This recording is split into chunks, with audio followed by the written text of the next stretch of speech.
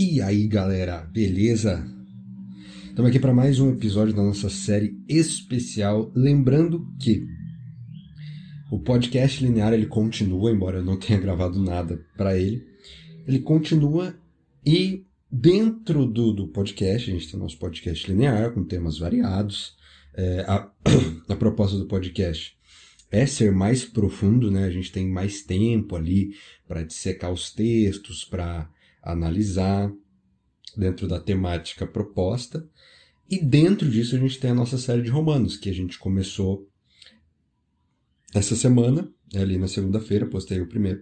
E hoje nós iremos para o episódio 2.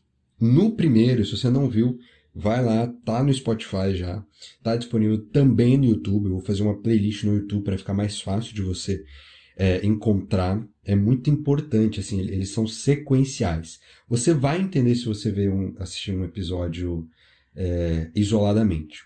Porém, a sua compreensão ela vai ser muito mais ampla, muito mais extensa se você seguir a sequência linear. Porque Romanos é uma carta. E uma carta, ela tem um começo, ela tem um meio, ela tem um fim, ela tem um intuito, certo? Portanto, se eu vou seguindo sequencialmente, fica mais fácil de eu compreender a carta por inteiro, as suas lições, o que deve ser contextualizado, o que deve ser colocado em prática através da escrita de Paulo. Então, convido você a você dar preferência para o primeiro episódio agora, se você ainda não assistiu. Se você já assistiu, vem com a gente, vem comigo, na verdade, só estou eu aqui. Vem comigo porque hoje a gente vai analisar o capítulo 2. Eu não garanto que a gente vai analisar ele por completo, porque o capítulo 2 ele tem duas partes muito importantes. E eu acho, na minha percepção, vamos ver como é que vai se seguindo aqui, eu acredito que a gente vai ter que dividir o capítulo 2 em dois, porque ele tem duas partes muito importantes que precisam ser analisadas muito profundamente, sabe? Não dá pra gente fazer uma correria aqui. Primeiro que o podcast vai ficar muito, muito longo.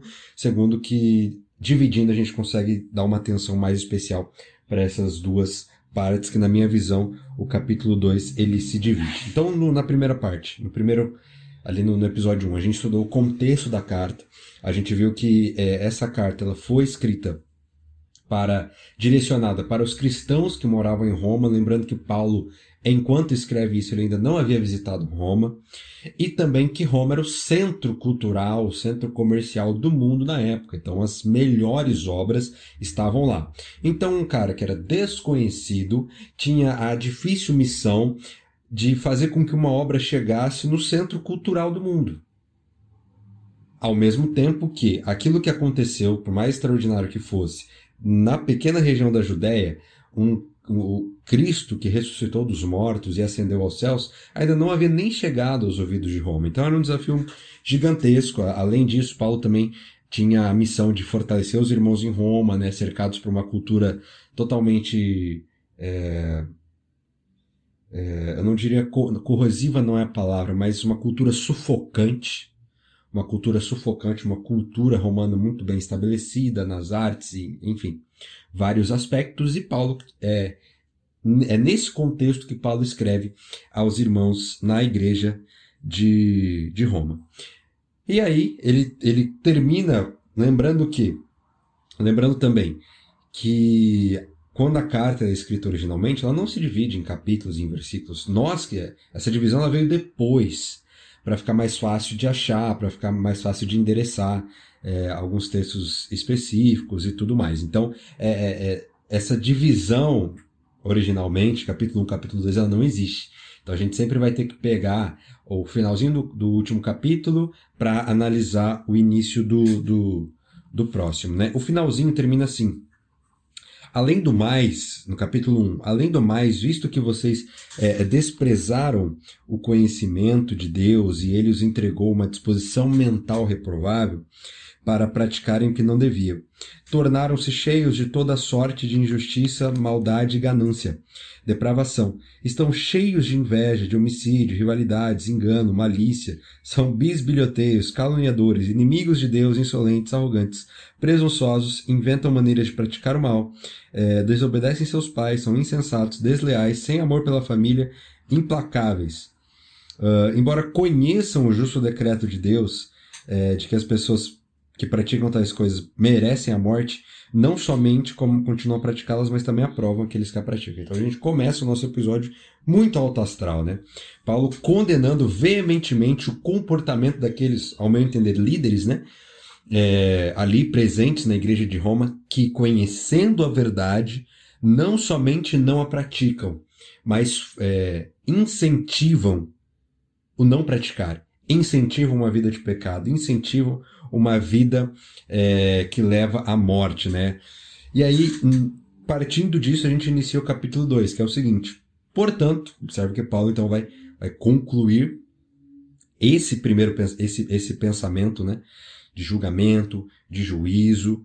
A carta aos Romanos, ela é uma carta que fala muito sobre graça, ao mesmo tempo que fala sobre juízo. Romanos não é uma desculpa para uma pregação de um tipo de graça que não leva em conta a lei e que não leva em conta o justo, perfeito caráter de Deus. Que o caráter de Deus envolve amor e envolve justiça.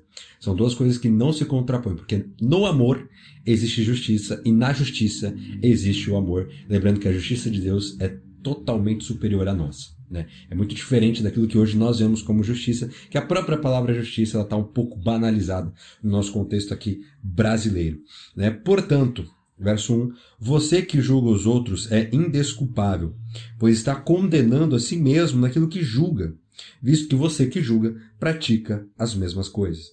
Sabemos que o juízo de Deus contra aqueles que praticam tais coisas é conforme a verdade.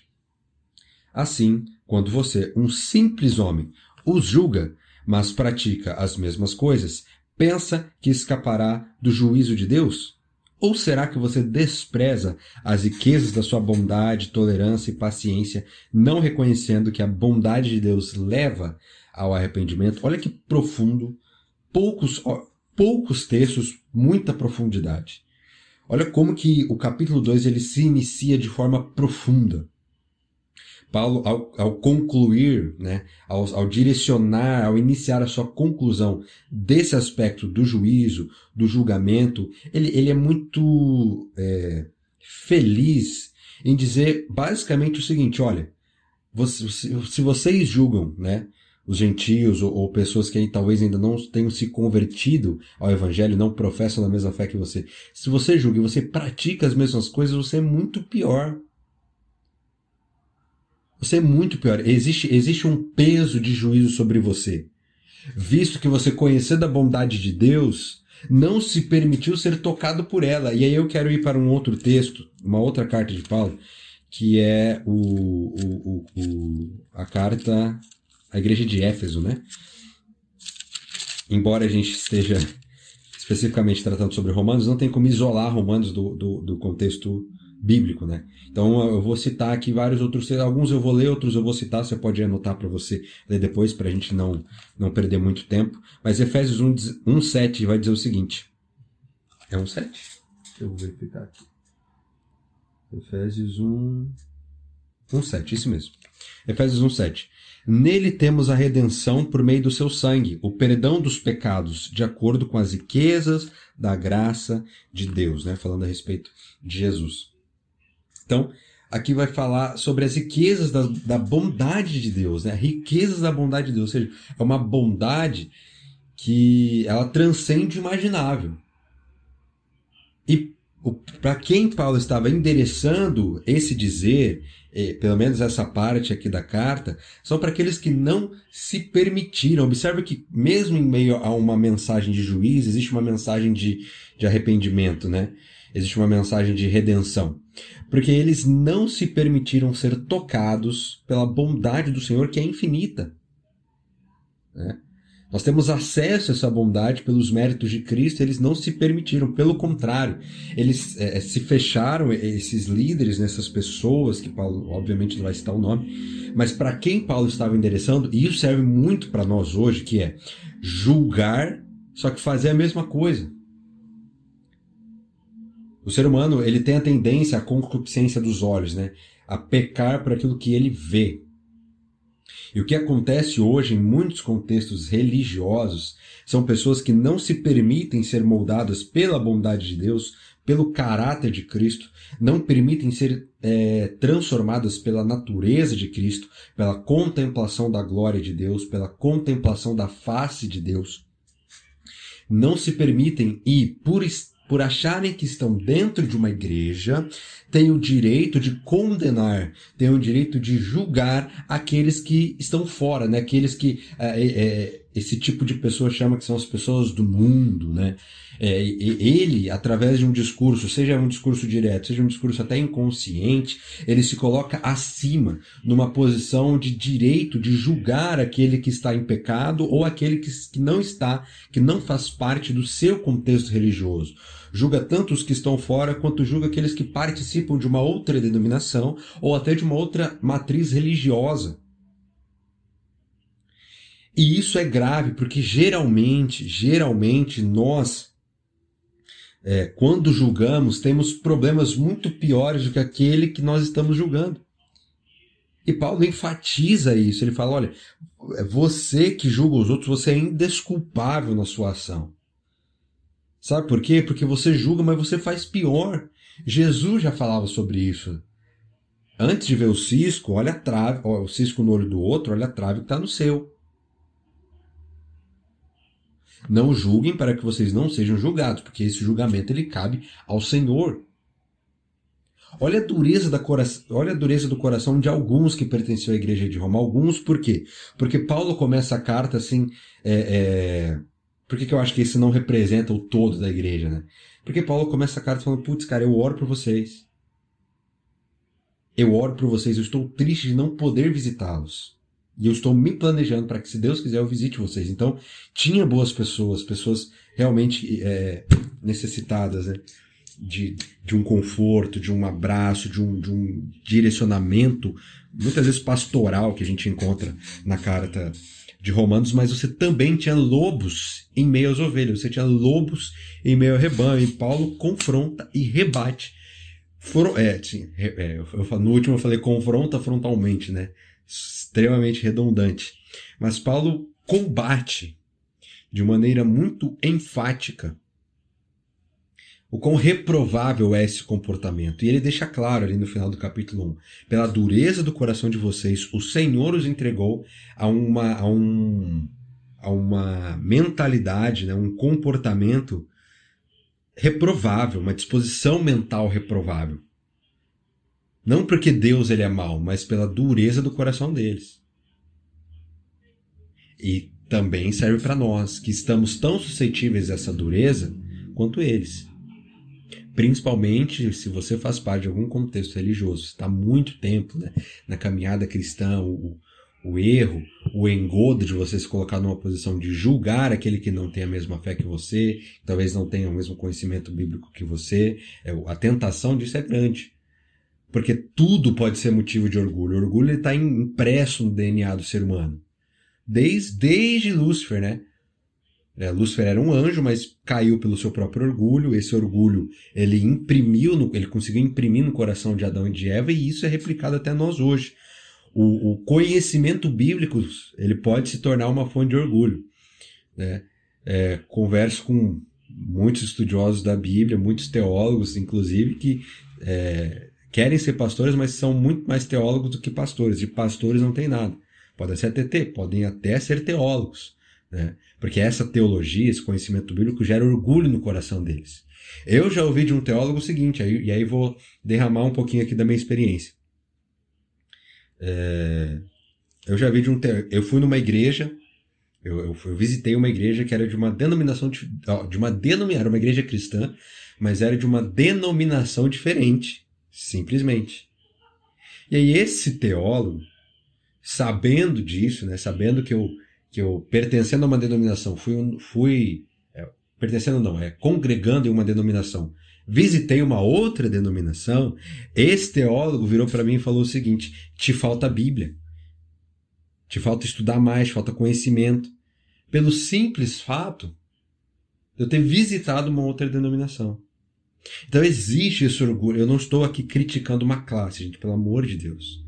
O que eu estou querendo dizer é que se nós não tivermos no nosso coração Se nós não tivermos o nosso coração em Cristo e se nós não nos permitirmos ser transformados pela sua natureza, pelo seu caráter, até o meu conhecimento bíblico, até a minha teologia pode se tornar motivo de orgulho. O meu ministério pode se tornar uma pedra de tropeço para eu olhar para os números do meu ministério, para os números de batismo, pelos números de pessoas alcançadas, pelo número de curtidas, de visualizações que o ministério me gera. Eu posso olhar isso como mérito próprio, ao invés de render toda a honra, ao invés de render toda a glória ao Senhor. Então isso é muito sério.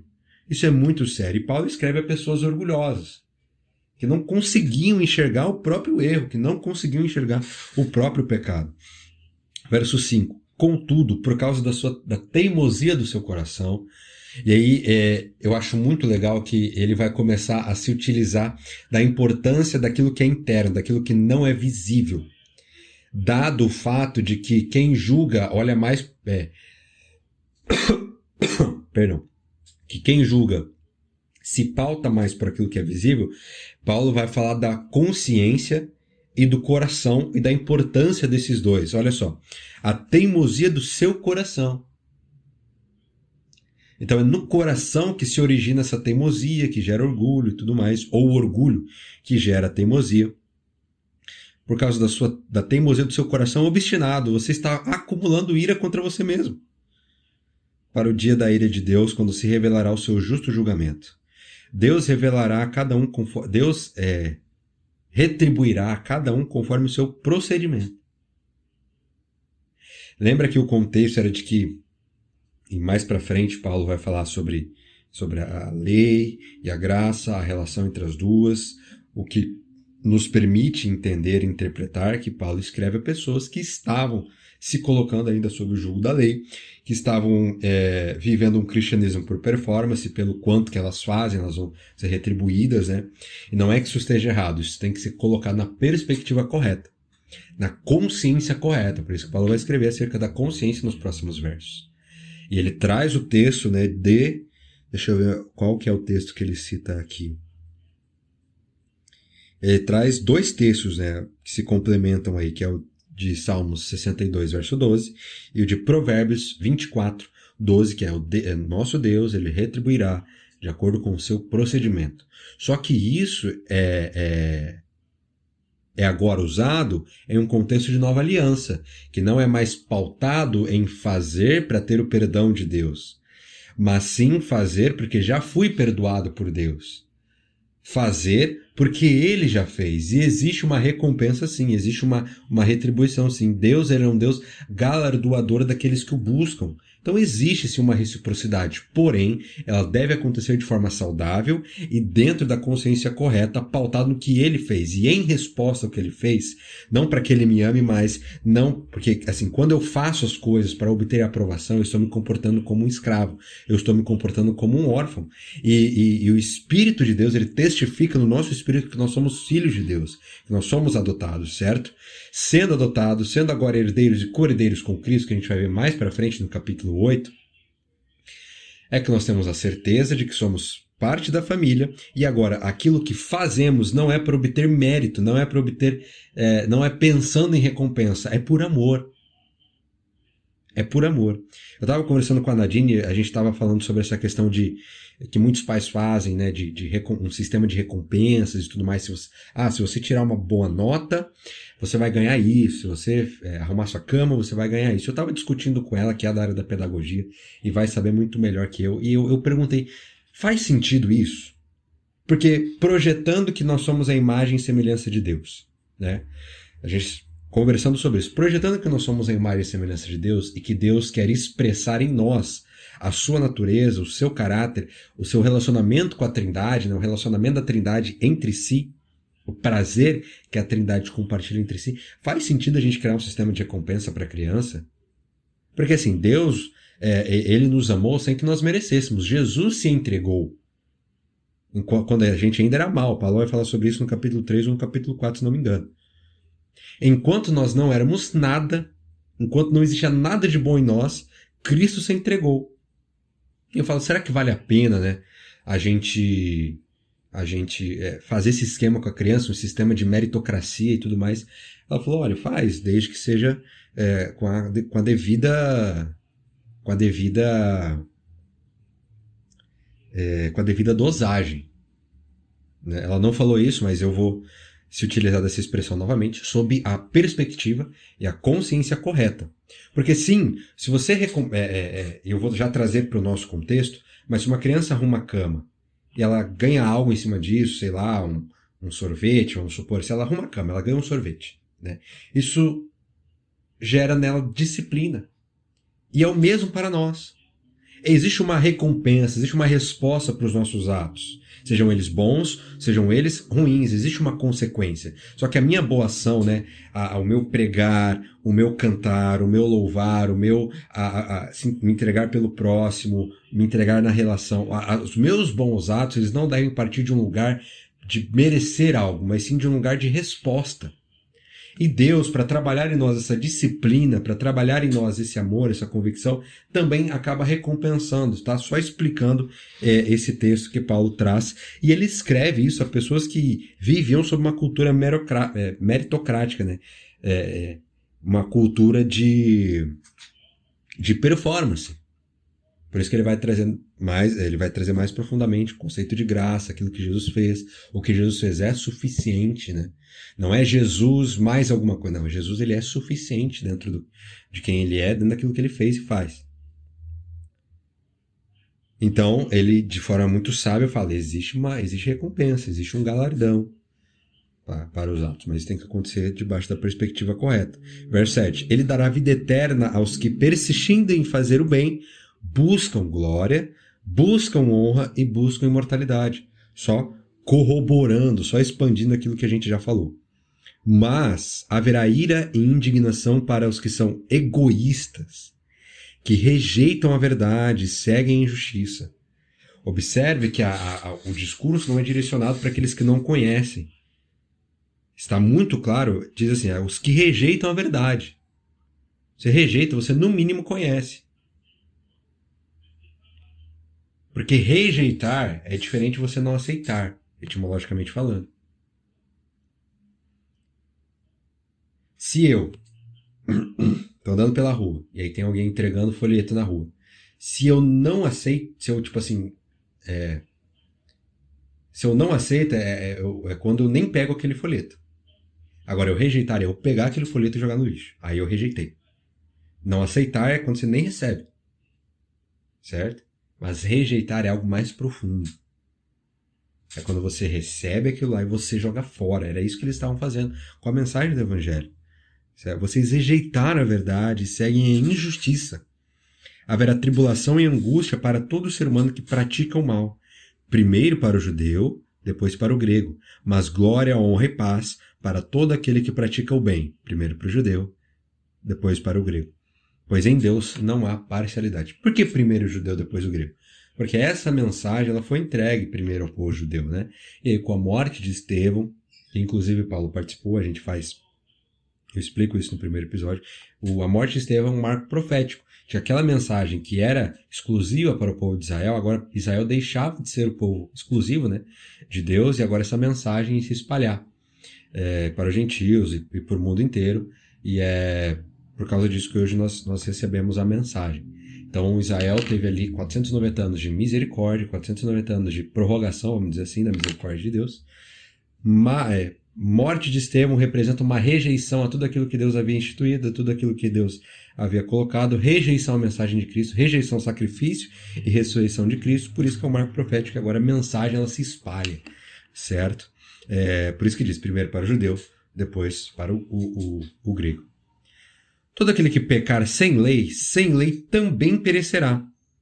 E todo aquele que pecar sob a lei, pela lei será julgado. Olha que interessante isso aqui. Quem peca, certo? Vai ser julgado. Quem peca vai ter ali, porque o salário do pecado é a morte. Esse é o salário do pecado. Então Paulo escreve, todo aquele que pecar sem a lei, ou seja, sem um conhecimento da lei, também sem a lei vai perecer. Ou seja, a lei não vai surgir, não vai constituir o julgamento, porque não houve conhecimento. E Deus não leva em conta os tempos de ignorância. Tudo bem? Aí, todo aquele que pecar sob a lei será julgado. Ou seja, é mais pesado ainda. Porque quem peca tendo o conhecimento da lei, tendo a revelação da lei, o seu pecado se torna alvo de um julgamento um pouco mais severo. Não é que existe pecadinho e pecadão, mas o julgamento se torna mais severo para aquele que conheceu e deliberadamente rejeitou. A gente vê o zelo de Deus por combater essa rejeição. A gente vê isso em Isaías capítulo 1, a gente vê isso em Amós 5.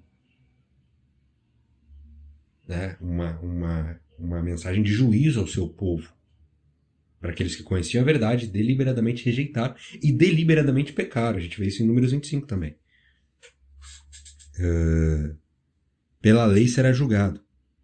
E aí entra algo que é, para mim, espetacular e um dos textos assim, mais profundos desse capítulo e também de todo o livro, de toda a carta aos Romanos, que é, verso 13, porque não são os que ouvem a lei que são justos aos olhos de Deus, mas os que obedecem. Estes serão declarados justos. E aqui a gente tem um princípio muito importante que... Por que é princípio? Porque ele também está replicado em outras partes da Escritura. Né? Não estou retirando algo isolado ou uma ideia da minha cabeça. Não são os que ouvem. Ou seja, trazendo para o nosso contexto, não é aquele que assiste todos os podcasts, não é aquele que assiste todas as mensagens no YouTube, não é aquele que está na igreja todos os sábados. Não é aquele que dizima simplesmente. João, mas isso não é importante? Isso é importante. Tanto que eu estou te falando isso em um podcast, em um vídeo. Mas não é isso que o torna justo. O que nos torna justos é a pura obediência. Não é apenas o ouvir, não é apenas o conhecer, não é apenas o fazer automaticamente, não é apenas o cumprir no papel automático, mas é o obedecer de coração, de consciência. Estes serão declarados justos. O texto é claro. Estes não os que ouvem somente, mas os que obedecem, os que praticam, os que vão mais profundo, os que recebem isso no seu coração. De fato, entre parênteses, quando os gentios que não têm lei praticam naturalmente o que ela ordena, tornam-se lei para si mesmos, embora eles não possuam lei. Olha como é nivelado agora o discurso. Pois em Deus não há parcialidade. Agora é nivelado. Ele fala assim, um gentio que não conhece a lei, mas a pratica mesmo assim, sem conhecer por aquilo que está no seu coração, ele se torna lei para si mesmo. Ele se torna lei, mesmo que ele não tenha o mesmo conhecimento. Porque ele está vivendo de acordo com a luz que ele recebe. Tornaram-se lei para si mesmo, embora não possuem lei, pois mostram que as exigências da lei estão gravadas não numa placa na sua casa, não estão fixadas no tweet, não estão na sua bio no Instagram, mas mostram que a lei está no seu coração, que é profundo, que é interno e vem de dentro para fora. Disso dão testemunho também a sua consciência, coração, consciência. Consciência e os pensamentos deles, ora acusando-os, ora defendendo-os. Então Paulo exalta o comportamento de um gentio que, mesmo sem conhecer, vive de acordo com a luz que ele recebeu. Porque aí mostra que a lei, mesmo não tendo conhecido, a lei está impressa no seu coração. Cornélio é um exemplo. Né? Entre outros, o oficial romano. Jesus vira para o oficial romano e fala, cara, nem Israel tem uma fé como essa. Estava vivendo de acordo com a luz que ele havia recebido. E isso é muito profundo. Porque nivela o jogo.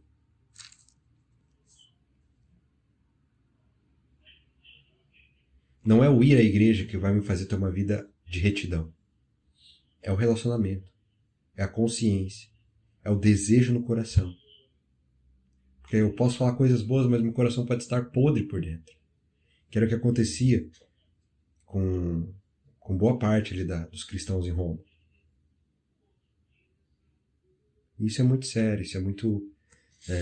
essa carta, nessa parte, ela nos ensina muito, né? Porque o sarrafo, ele vai lá em cima agora. Porque é algo que eu não consigo mensurar. Esse é o problema. Esse é o problema. Na nova aliança se torna muito mais difícil mensurar. Na antiga aliança era mais fácil, todo mundo, você fazer esse sacrifício, né? Então estava tudo ok, era visível. Era visível, era palpável. Agora é no coração. E é do coração que se reflete as boas obras. As obras, né, de justiça, de verdade.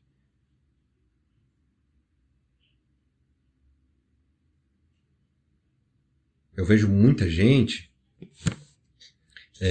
por assim, não conseguir mensurar, pautando a sua vida espiritual somente nas coisas que faz.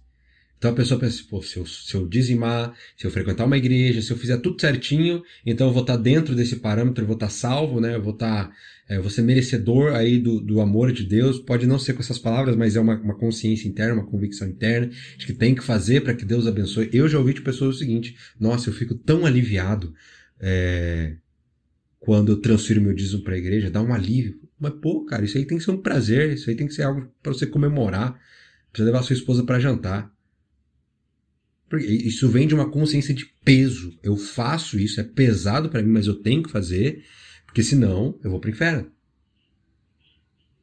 E Deus é um Deus justo, sim, ao mesmo tempo que Ele é um Deus amoroso. Portanto, as nossas boas obras, o cumprir a lei, ele tem que vir de um lugar de um coração firmado em Deus, apaixonado por Deus, conhecedor da glória, conhecedor da face, mas que também corresponda a essa glória. E as pessoas, pelo fato do coração não ser mensurável, né? Você não tem uma estatística, você não consegue traçar números para o quanto de coração bom que a pessoa tem, não tem como. E como isso se torna pouco intuitivo, porque é algo muito mais profundo, requer muito mais diálogo, não é tão preto no branco assim, o que muitas comunidades religiosas fazem?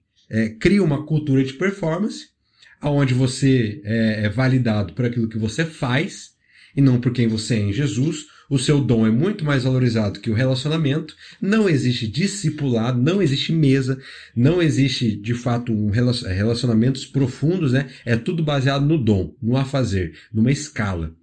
Isso machuca pessoas, isso tira pessoas, isso impede pessoas de conhecerem o verdadeiro amor de Cristo. Isso impede as pessoas de conhecer a obra redentiva de Cristo. Porque agora o meu valor é encontrado naquilo que eu faço, não em quem eu sou em Jesus. Porque o meu fazer, o meu dom é mais fácil de ser mensurável. Eu olho para a pessoa e vejo ela cantando, vejo ela tocando, vejo ela pregando, vejo ela servindo e para mim, aquela pessoa é uma pessoa de Deus. É uma pessoa que tem vida em Jesus, sendo que na verdade a pessoa pode estar com o coração destruído, pode estar mergulhada em pecado. Só que eu não estou vendo, não consigo ver isso. E pelo fato de a gente não conseguir ver, a gente quer colocar um padrão para que todos sigam, para que a gente consiga ter o controle sobre a vida de todo mundo. Desculpa. E cara, se você faz parte de um contexto religioso que se encaixa nessas características, uma comunidade que se encaixa nessas características, sai, porque isso nem comunidade é. Isso é uma empresa. E líderes religiosos se utilizam desse sistema para ter o controle sobre a vida dos membros. Onde o questionamento não é permitido. O questionamento muitas vezes é visto como uma rebelião. Ou você se encaixa no sistema ou você está fora. Totalmente diferente da ideia de família. Ok? Você não é validado pela sua performance, você é validado pelo relacionamento. Pelo que Cristo fez. Olha como é grave. Né? Olha como é grave. E o apóstolo dos gentios, ele sobe o sarrafo agora. A gente não tem como... Tipo assim, não existe performance. Não existe performance, para vocês terem uma noção, um gentio que não tem um conhecimento, mas pratica, a lei dele está impressa no coração. Ele se torna lei para ele mesmo. Não ache que vocês são melhores. Até porque vocês julgam os outros, sendo que vocês fazem coisa pior. Fazem coisa pior conhecendo a verdade. Certo? Verso 16. Isso tudo se verá no dia em que Deus julgar os segredos dos homens, mediante Jesus Cristo, conforme declara o Evangelho. Vou finalizar por aqui. A gente estudou do verso 1 até o verso 16. Nos próximos a gente vai estudar o resto do capítulo, que é do verso 17 até o verso 29, que aí já entra um outro, tipo assim, uma outra face daquilo que Paulo estava querendo dizer, né? Muito direcionado aos judeus propriamente ditos e tudo mais. Mas o que fica para nós nesses textos que a gente estudou é o seguinte: não adianta você fazer tudo certo se o seu coração não estiver firmado naquilo que você está fazendo, se você não estiver convicto da tua identidade em Cristo Jesus, se a sua boa ação não parte de uma consciência de quem Deus é, de que você foi amado, e não é uma resposta daquilo que Cristo já fez, em amor, em paixão, né? É uma natureza transformada. Quando a gente se coloca para que a nossa se coloca à disposição, dá abertura para que o Espírito imprima a natureza de Cristo no nosso coração, para que o Espírito testifique no nosso espírito que nós somos filhos de Deus, a minha vida começa transformada de tal maneira que até as minhas boas ações elas se tornam orgânicas e automáticas. Quando você vê, já foi. Quando você vê, você já pregou. Quando você vê, você já ministrou. Às vezes você nem lembra daquilo que você ministrou porque você estava sendo tão usado pelo Espírito Santo que tudo que você falou foi por Ele. Foi Ele que falou no seu lugar. Foi Ele que falou através de você. E os seus relacionamentos vão sendo melhorados, né? Você vai melhorando, você vai tendo mais paciência, aqueles defeitos de caráter vão sendo consertados, você nem percebe. Quando você vê, você já está fazendo. Quando você vê, você já está amando o próximo sem ele merecer. Quando vê, você já está orando por aqueles que estão te perseguindo. Quando você vê, você já nem está mais sendo afetado por aqueles que estão te caluniando, por aqueles que estão te julgando. É assim, por experiência própria. Então, o que fica para nós aqui, a nossa obediência, ela parta de um lugar da consciência certa, ela parta de um lugar de resposta. Que a nossa obediência seja pautada naquilo que Cristo fez e que a minha obediência não se torne um peso para mim dentro de uma mentalidade de órfão, mas se torne um privilégio dentro de uma mentalidade de filhos. Lembrando que, para que você tenha acesso, você pode ter acesso a partir de agora ao meu primeiro livro, que é o Tratado da Adoração, onde eu abordo vários aspectos bíblicos do que Deus espera no ambiente de encontro, no ambiente de adoração. Como é que eu posso ter uma vida de adorador, sempre em resposta, né? Sempre em resposta ao amor, sempre em resposta a tudo aquilo que Deus é e a tudo aquilo que Deus faz por mim. E é preço de banana, cara. Não paga nem um combo do BK. É um custozinho só pra gente manter o ministério ativo, só para manter o ministério vivo, e você pode ter hoje este acesso, você pode ter o acesso, compartilhar o arquivo com quem você acha que precisa. O link está aqui na descrição do YouTube, tá? Você está ouvindo pelo Spotify, o link está na descrição do YouTube e também está na bio do meu Instagram. Adquire lá, você vai apoiar esse ministério ao mesmo tempo que você vai ter uma revelação muito profunda acerca do que Deus espera do ambiente de encontro, no ambiente de adoração. Beleza? Um abraço, vejo você no próximo episódio.